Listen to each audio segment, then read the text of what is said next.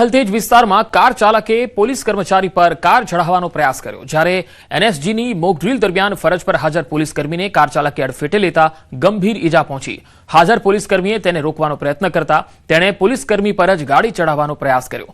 Car આગળ લઈ જતા પોલીસ કર્મી નીચે પટકાયો અને ગંભીર ઈજા પહોંચી, જેમણે તાત્કાલિક સારવાર માટે શહેરની ખાનગી હોસ્પિટલમાં ખસેડવામાં આવ્યા।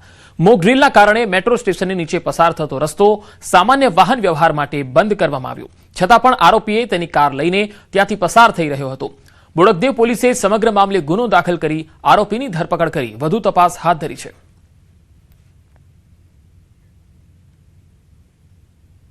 પૂર ઝડપે બેદરકારી ભરી રીતે ચલાવી અને આજે હેડ કોન્સ્ટેબલ સરદારસિંહ હતા એના ઉપર ટક્કર મારેલી અને એમને ગાડીના બોનેટ ઉપર અને એ પછી રોડ ઉપર ફંગોળી દીધેલા અને આ હેડ કોન્સ્ટેબલ સરદારસિંહને ડાબા હાથે ડાબા પગે